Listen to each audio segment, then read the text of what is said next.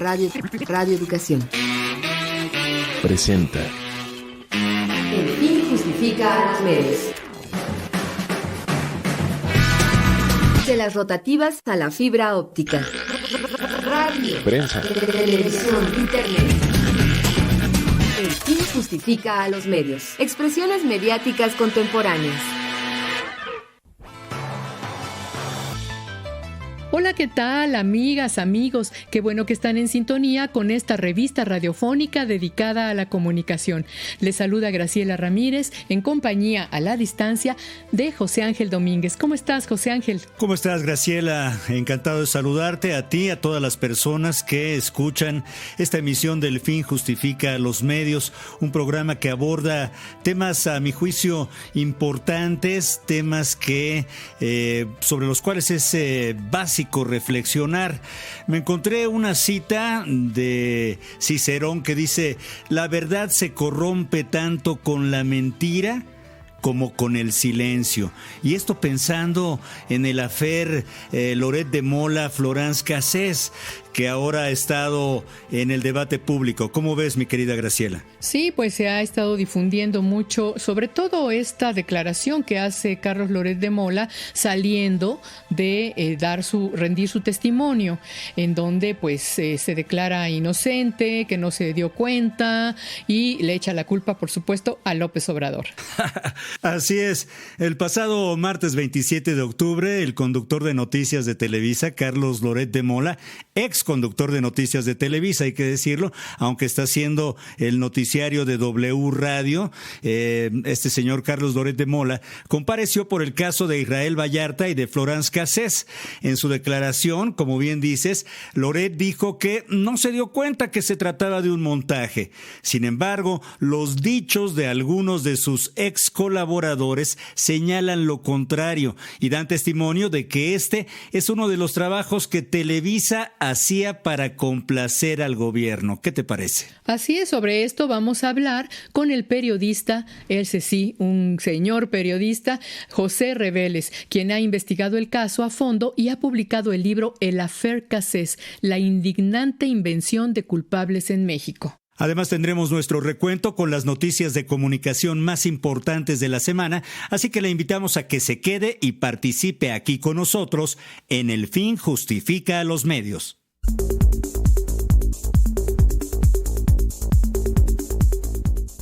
Saludamos a todas las personas que escuchan este programa, estos contenidos a través de las frecuencias del 1060 de amplitud modulada y el 96.5 de FM, Radio Educación, vía internet en todo el mundo, y a todos aquellos que lo hacen a través de las emisoras que descargan esta señal.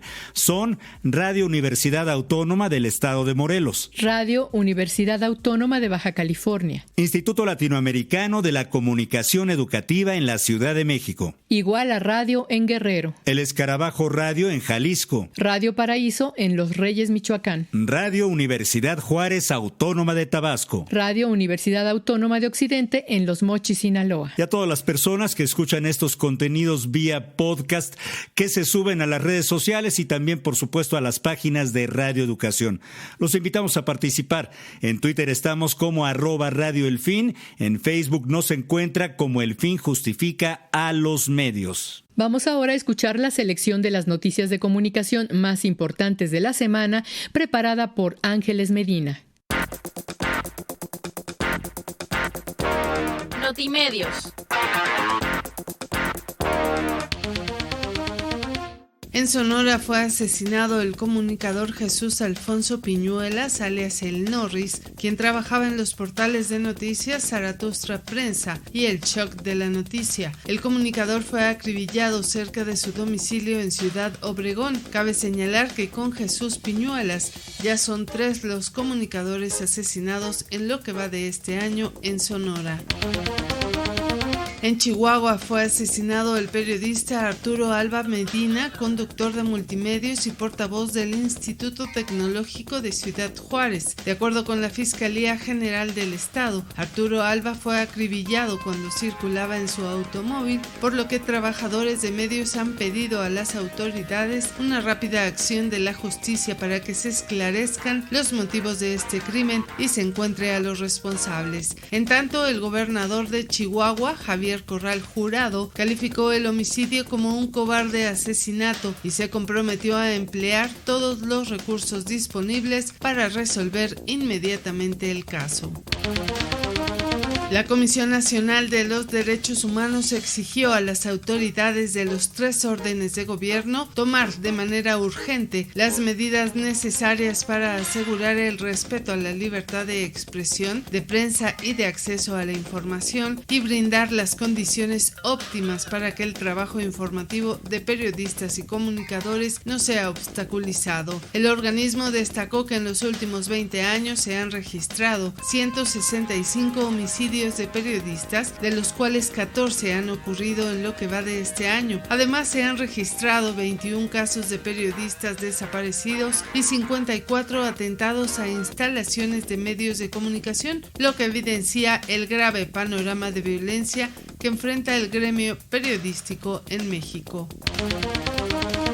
La Organización de Naciones Unidas para la Educación, la Ciencia y la Cultura, la UNESCO, dio a conocer que en la última década en México se han perpetrado el 10% de los asesinatos de periodistas a escala mundial. Con motivo del Día Internacional para poner fin a la impunidad de los crímenes contra periodistas, el organismo destacó que los últimos 10 años han sido fatales para la prensa en el mundo, pues entre 2010 y 2020 cerca de 900 reporteros y comunicadores han sido asesinados. 93 de estos crímenes se cometieron en México. De estos asesinatos, la UNESCO afirma que 1 de cada 10 quedan impunes, lo cual envía un mensaje verdaderamente negativo a la sociedad.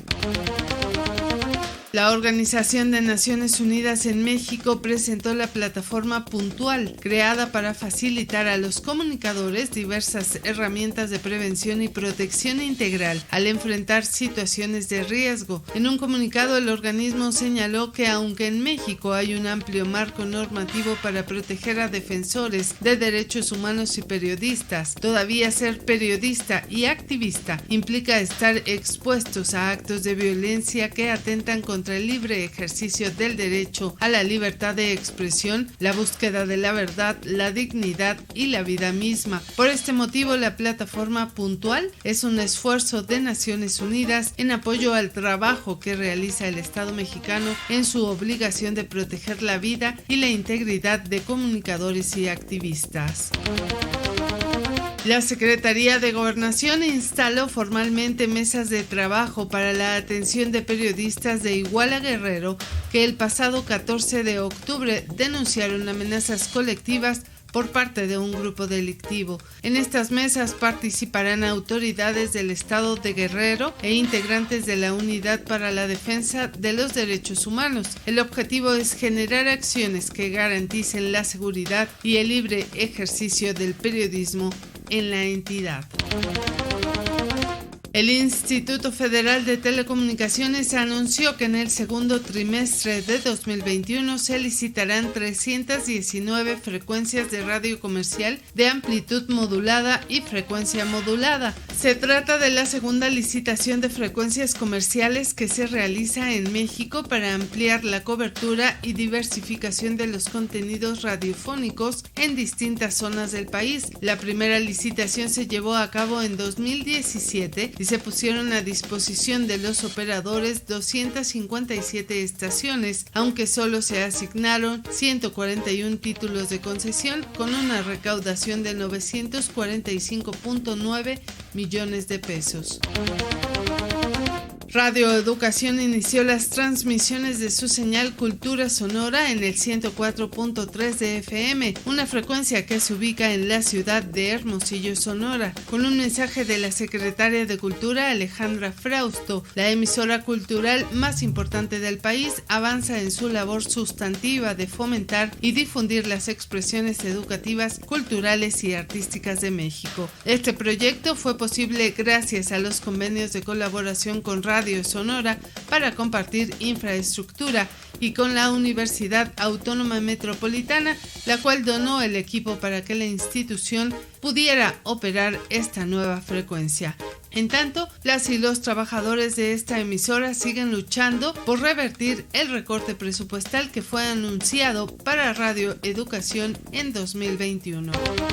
Hasta aquí las noticias de comunicación más importantes de la semana. Le invitamos a que visite nuestro blog elfinjustifica.wix.com/notimedios.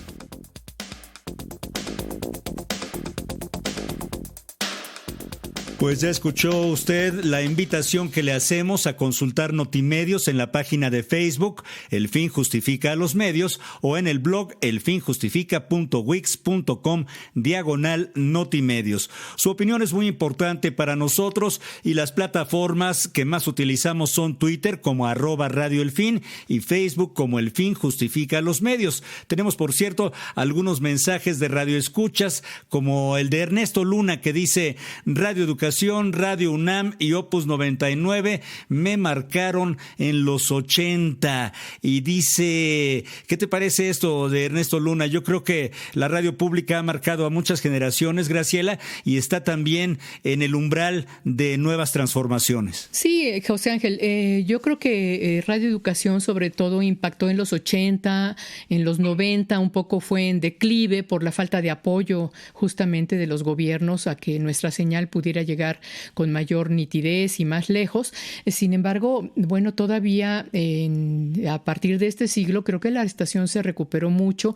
A lo mejor no recuperó a todo su auditorio y se quedó una imagen pues de una estación ya anquilosada, pero yo creo que Radio Educación tiene muchísimos programas, muchas series muy importantes, muy creativas, que pues además corren por todo el país, porque Radio Educación provee de contenidos a muchas de las emisoras públicas del país, hay que decirlo. Es muy importante, por lo tanto, tener pues todas las condiciones técnicas necesarias para que estas emisoras públicas puedan competir.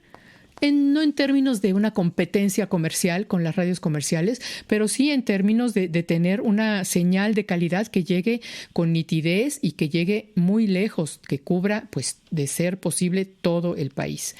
Dices bien, completamente de acuerdo. Mónica Sánchez nos manda un mensaje y dice: saludos, bonita tarde, gracias, igual para ti. Juan Manuel Olvera dice: fortalecer a los medios públicos reduciendo sustancialmente sus presupuestos de operación.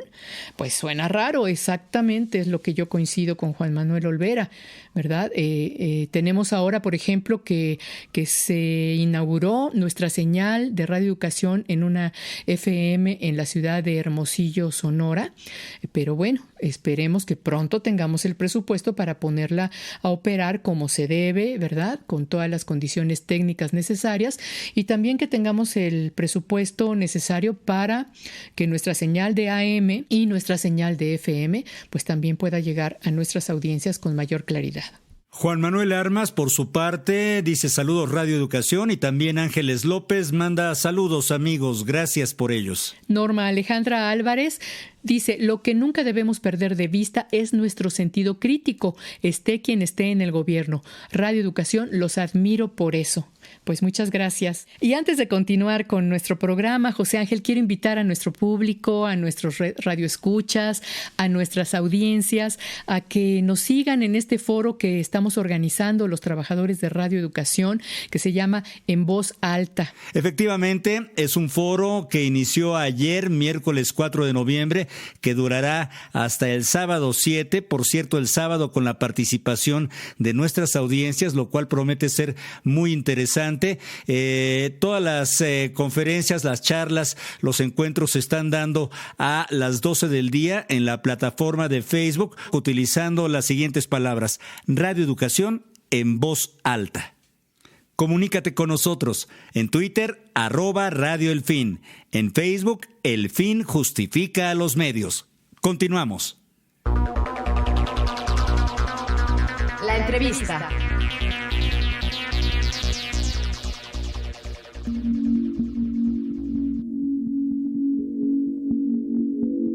Yo siempre he tenido la necesidad de gritar, de hablar claro. Se ingresa a domicilio, se liberan las víctimas, llegan los medios posterior al hecho y sus colegas de los medios nos piden mostrarles cómo fue la intervención al domicilio. Lo que usted ve en el video es a petición de los periodistas. A mí me detuvieron el 8 de diciembre a las 11 de la mañana. Estaba yo en un coche, me detuvieron, me pusieron adentro de una camioneta y me guardaron en esta camioneta todo el día del 8 y un parte de la noche del 8. El 9 en la mañana, a las 5 de la mañana, me metieron a la fuerza me pegaron y a la fuerza me pusieron adentro de esta cabanita dentro del rancho. Mi abogado defensor me pidió que no hablara más con los medios, ya que era contraproducente. Me prometió una libertad a la sentencia, una absolución, con tal de que yo no hiciera ruido, no hablara. Fue muy difícil, fue un periodo de más de 2 años y medio, fue muy difícil, y cuando me sentenciaron a 96 años, el 25 de junio del 2008, fue que volví a tomar el teléfono y a gritar otra vez mi inocencia y pedir ayuda, porque el haberme callado fue lo peor que me pudieron haber pedido como defensa. ¿Qué hacía usted aquí?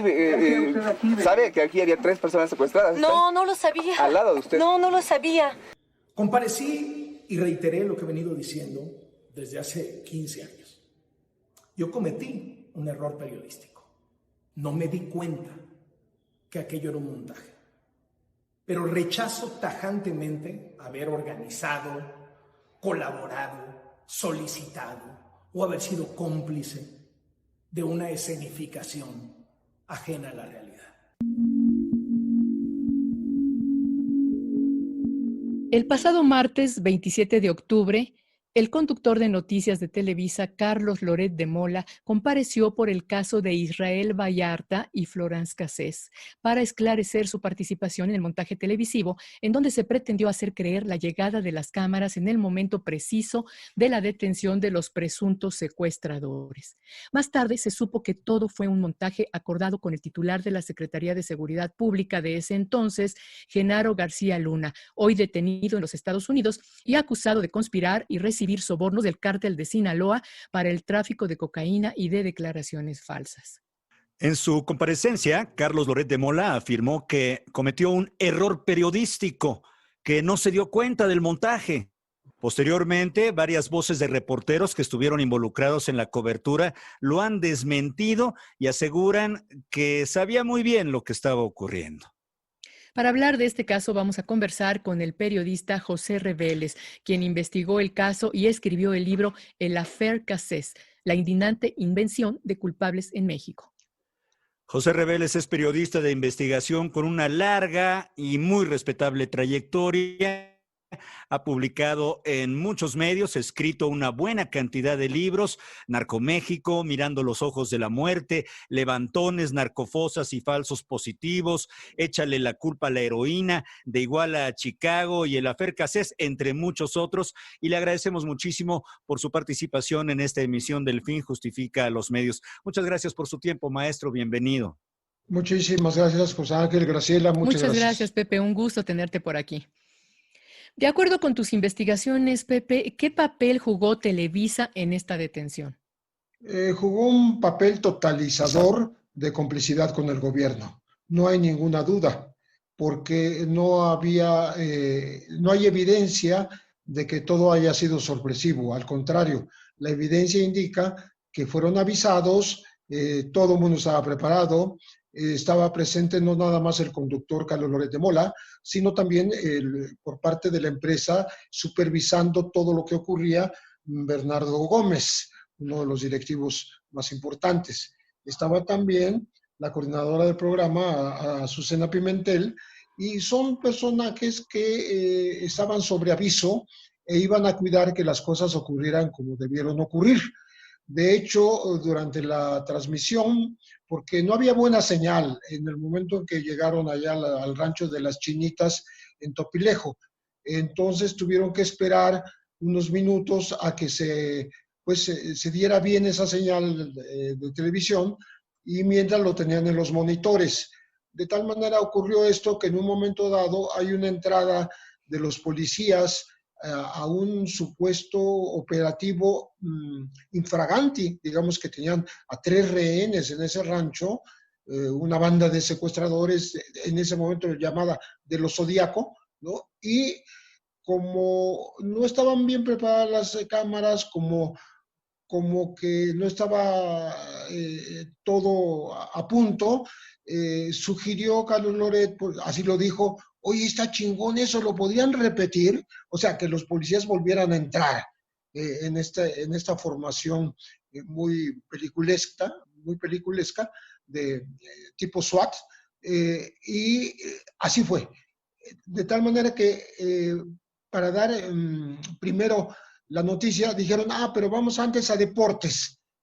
Dieron un lapso para que se preparara todo el mundo, y el conteo, lo que se llama la entrada a escena de cámaras y acción, se dio justamente desde la cabina de Televisa.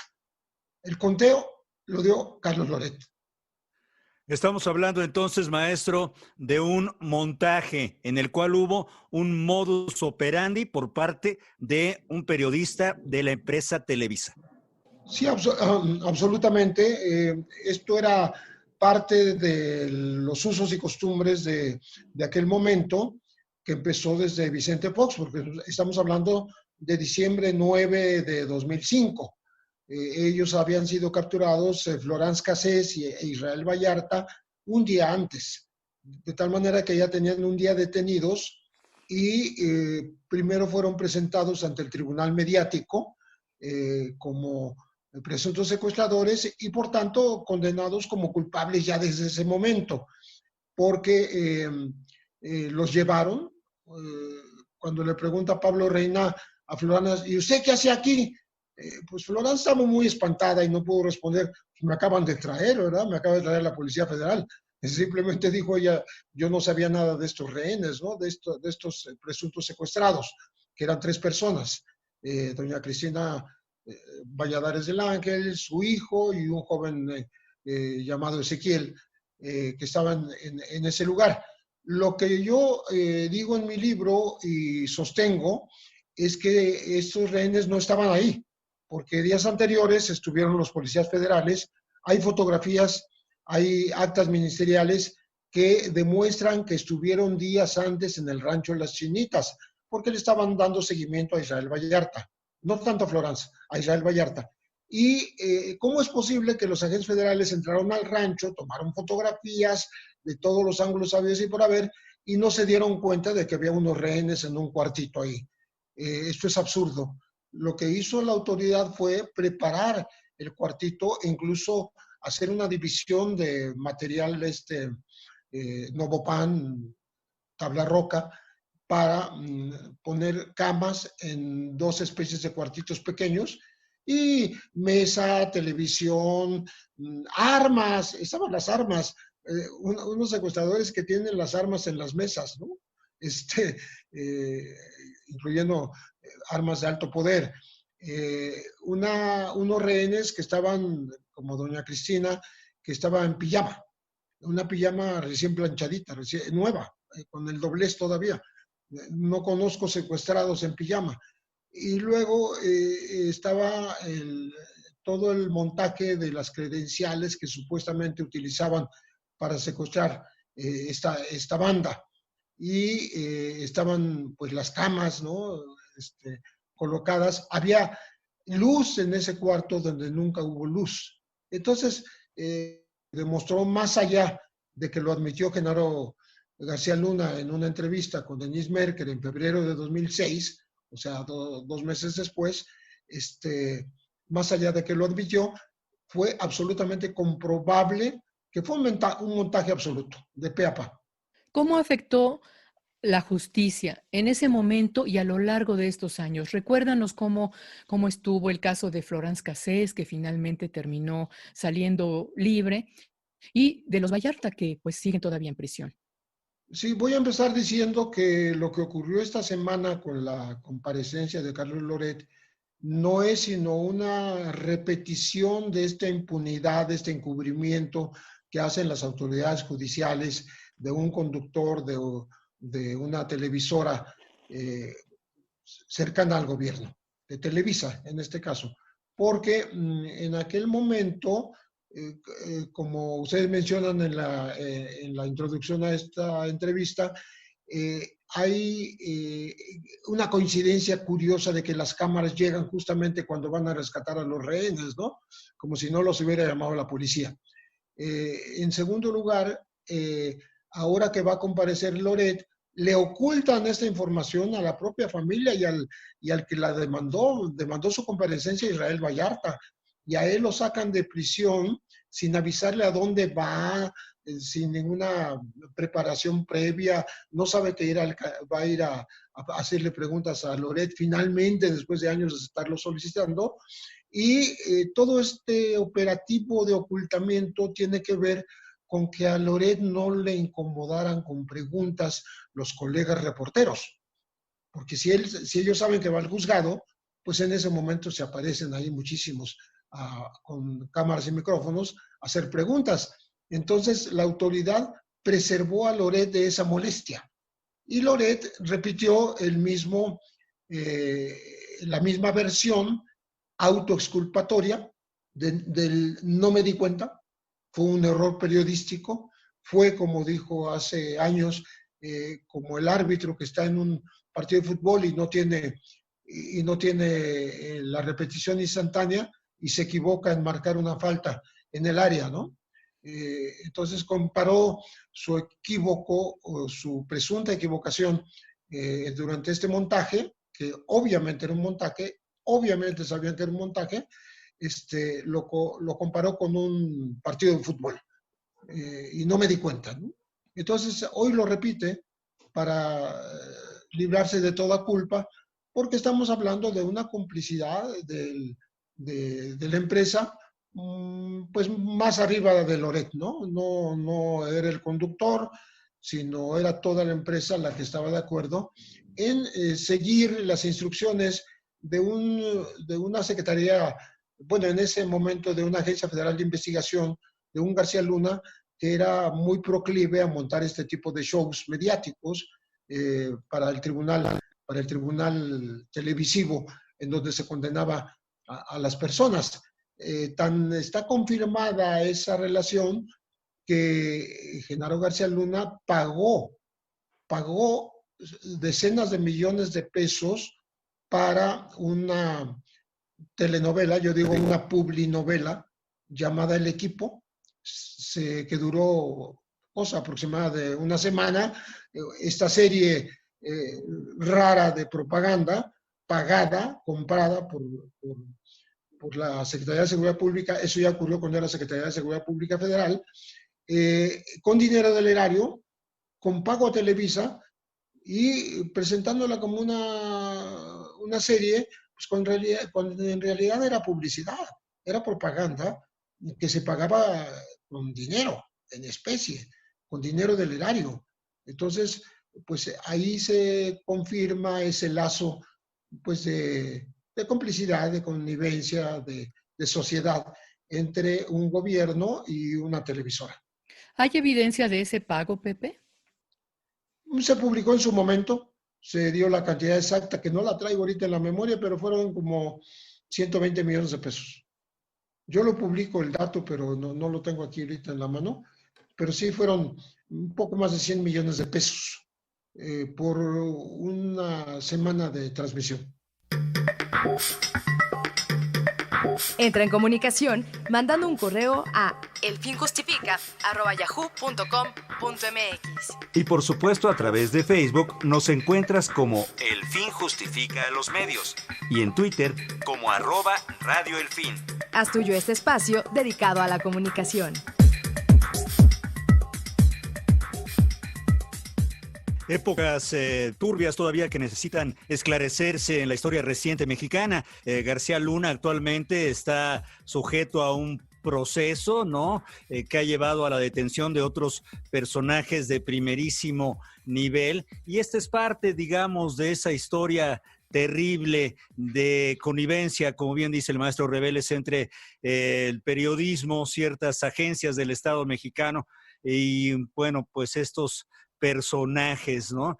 A pesar de las declaraciones lamentables del error periodístico que adjudica Loret de Mola, hay declaraciones también por su parte del equipo de producción de aquel entonces, de Laura Barranco, de Juan Manuel Magaña, de Pablo Reina, que han desmentido lo que ahora vuelve a afirmar Loret de Mola. ¿Cuál es su opinión, maestro Reveles? Bueno, me parece que simplemente está tratando de evadir el bulto, como trató de hacerlo físicamente, se amparó, no quiso comparecer durante años, fueron muchos años para poderlo llevar ante un juez, pero lo llevaron en secreto, ocultando que iba a comparecer, y él es quien lo da a conocer, ni siquiera la autoridad. Entonces estamos hablando del perfecto encubrimiento de una acción que en su momento fue totalmente indebida. Un caso que no se va a tratar seguramente en el proceso de García Luna en los Estados Unidos, porque a él se le está juzgando en Nueva York por haber protegido al narcotráfico, específicamente al cártel de Sinaloa, desde el 2001. Cuando ocurrió lo de Florence Cassés, ya llevaba 4 años con esta cobertura al narcotráfico. Estaba confirmando en los hechos y ahora se corrobora todavía más con la aprehensión del exsecretario de la Defensa Nacional, Salvador Cienfuegos, secretario de la Defensa en tiempos de Enrique Peña Nieto, como si hubo épocas en que México vivió el narcoestado o el narcogobierno, como dijo el presidente Andrés Manuel López Obrador. Estos juicios en Estados Unidos no hacen sino corroborar esta afirmación que hizo el presidente. Los altos servidores públicos nombrados para combatir a la delincuencia organizada simplemente estaban al servicio de esa delincuencia organizada, con dinero del erario además, ¿no? Entonces estamos hablando de algo terrible, y el show de las chinitas, el show de aprehensión de Florence Cassés e Israel Vallarta, pues entra dentro de este esquema de fingimiento de que las cosas se estaban haciendo bien desde el gobierno en contra de la delincuencia organizada y en contra del secuestro. Era una forma de demostrar que el gobierno estaba haciendo las cosas bien, cosa totalmente falsa en ese momento, porque ni Florence Cassés ni Israel Vallarta eran secuestradores, como yo lo sostengo en mi libro.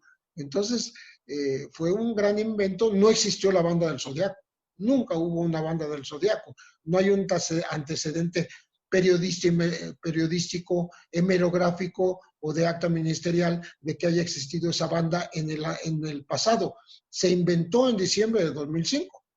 Entonces, todo este esquema de fabricación de culpables, porque es una fábrica de culpables, afectó incluso las relaciones internacionales de México con Francia. Se suspendió una exposición que iba a haber muy relevante en París, precisamente por estos casos. Vino a México el presidente Nicolás Sarkozy y le prohibieron a un mandatario extranjero siquiera mencionar el caso en el Senado. ¿Qué hizo Sarkozy?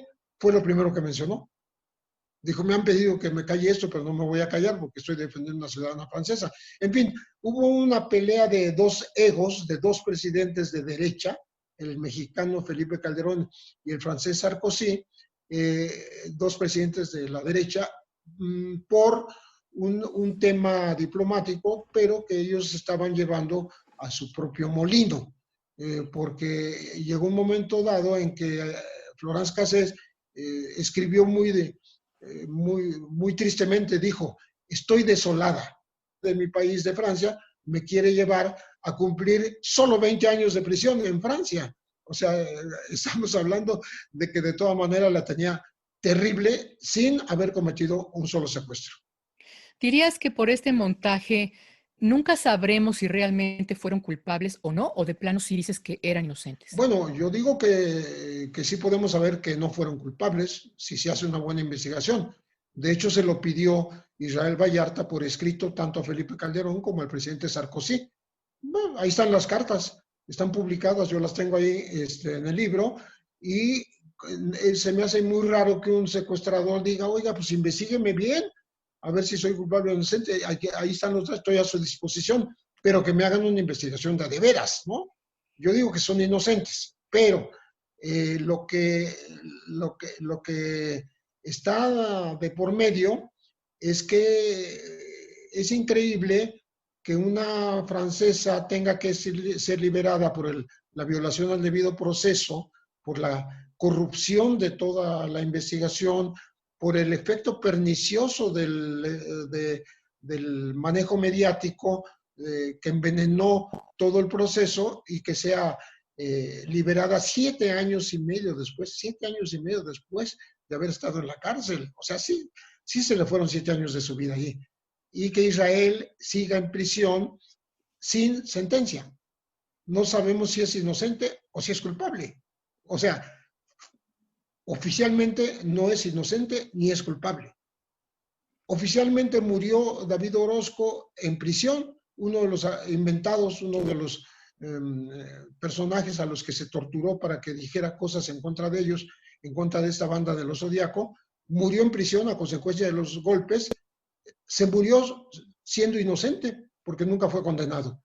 Entonces, estamos en esa dilación de la justicia inconcebible, inaceptable. 15 años esperando que alguien diga si eres inocente o si eres culpable. Bueno, peor que todo eso, no sabemos si las 3 personas, Cristina, su hijo y Ezequiel, si esas 3 personas realmente fueron secuestradas o no fueron secuestradas. Y si fueron secuestradas, ¿quién las secuestró? Y si quién las secuestró, ¿en dónde las tuvo? Porque no estaban en el rancho de las Chinitas la noche anterior, el día anterior. Entonces, todo sigue siendo un misterio, y es increíble que se encubra hasta una comparecencia de un conductor de televisión. Todavía falta que declaren otras personas. ¿Qué esperas de este caso? ¿Crees que pronto se vaya realmente a resolver? De hecho, hay intervención de las autoridades de la Comisión Interamericana de Derechos Humanos, en donde están reclamando justamente que si no ha podido el gobierno probar en 15 años la culpabilidad de antes, pues es un exceso, es una pena ya cumplida, pues deberían dejarle en libertad a Israel, porque otra cosa también muy grave, cuando no podían armar las acusaciones durante años sobre delincuencia organizada, porque eran nada más 2, que eran Israel y Florence Cassés, los supuestos secuestradores, armaron una serie de detenciones de otras bandas, pero sobre todo de 5 integrantes más de la familia Vallarta, de 2 de sus hermanos y de René y de Mario, y 3 de sus sobrinos. Ya están libres 3 Vallarta y 3 están en prisión, incluyendo Israel. Pero la justicia camina muy lento. Se comprobó que no eran culpables, están libres, y por tanto debieran estar libres los otros, y los jueces no terminan de aterrizar el caso y los tienen como rehenes en prisión sin condenarlos. Pues sí, circunstancias terribles de la realidad mexicana. ¿Y qué le parece, por otro lado, maestro, la figura de un periodista que además se dice acusado, perseguido por la administración del presidente López Obrador? Bueno, lo que pasa es que de la persona que en ese entonces era, digamos, cómplice, participante de este montaje, estamos ahora hablando de un activista en contra del actual gobierno de la Cuarta Transformación, que ha llegado a tener información incluso privilegiada del grupo que combate a este gobierno, que le pasan información y videos, como fue el caso de la recepción de dinero del hermano de López Obrador para campañas. Un video que se hizo muy viral y no solo eso, sino otro tipo de imputaciones, y ahora se dice perseguido por el actual gobierno.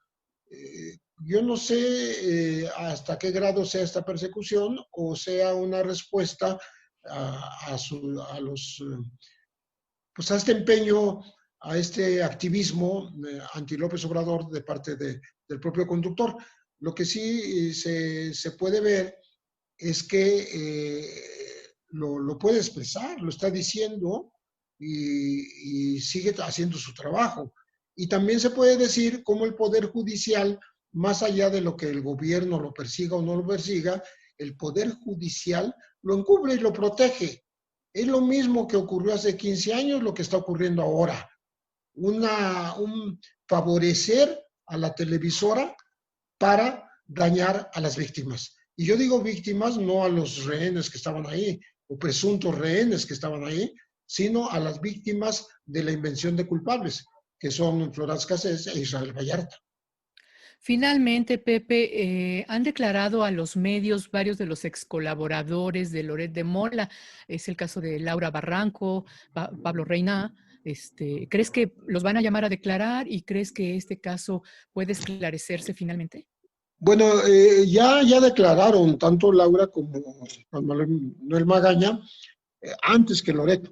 O sea, simplemente fueron llamados porque en el sistema de justicia mexicano, si alguien dice que algo ocurrió, lo tiene que corroborar ante un ministerio público. Por ejemplo, todo el mundo vimos el show, todo el mundo lo vimos, y si no vimos la repetición, vimos torturar en vivo ante las cámaras a Israel Vallarta por parte de Luis Cárdenas Palomino, que ahora tiene orden de aprehensión en Estados Unidos también, igual que Ramón Pequeño. O sea, van a hacerle compañía a Genaro García Luna si es que alguna vez los capturan, si es que no los está escondiendo alguna autoridad mexicana o extranjera, si es que no están refugiados en algún país que no tenga tratado de extradición con Estados Unidos. Pero lo que estoy diciendo es que esta gente que participó en el montaje, obviamente, nunca fue llamada por la justicia mexicana. Sí había acusaciones, pero el propio presidente de la Comisión Nacional de Derechos Humanos en su momento, Alfredo Plasencia, dijo, sí, pues cometieron estos abusos, pero ya prescribieron. O sea, casi defendiendo a los perpetradores, ¿no?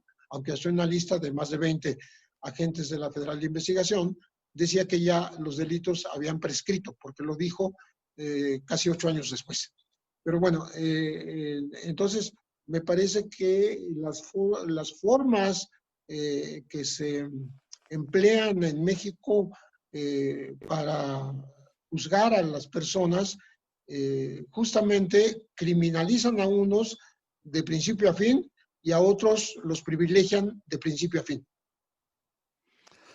Pues ahí está, es un caso muy interesante que todavía habremos de ver su desenlace, y le agradecemos muchísimo, maestro, por esta comunicación con las audiencias de El Fin Justifica los Medios. Le pedimos, por favor, dejar este canal de comunicación abierto, esperando poder verlo personalmente muy pronto. Le agradecemos mucho por su tiempo. Muchas gracias, Pepe Reveles. Hasta pronto. Muchas gracias a los dos, y para que vean que la comunicación no es inocente.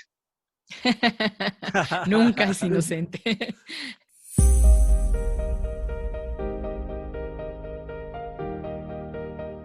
Amigas, amigos, estamos llegando al final de una emisión más de El Fin Justifica a los Medios, pero no nos queremos despedir sin antes volverlos a invitar a el foro Radio Educación en Voz Alta. Es un foro que termina el 7 de noviembre, pero que se va a poder escuchar si usted busca la página en Facebook, Radio Educación en Voz Alta. Se puede conectar a cualquiera de estas charlas, conferencias, de estos encuentros, de estas reflexiones. La primera, la de ayer miércoles 4 de noviembre, fue el papel de Radio Educación como parte de la radio pública. Hoy, jueves 5 de noviembre, fue condiciones técnicas de Radio Educación. Mañana, viernes 6 de noviembre, la situación laboral de los trabajadores de Radio Educación. Y el 7 de noviembre, hablan las audiencias de Radio Educación. Todas son a las 12 del día, de 12 a 13:30 horas, y ojalá y usted tenga bien escucharlas y, por supuesto, participar. Si no pueden hacerlo en el momento en que se están transmitiendo, recuerden que pueden escucharlas posteriormente en la página de Facebook Radio Educación en Voz Alta. Los esperamos.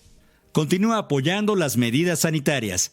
Cuídese, cuide a los demás, cuidémonos todos.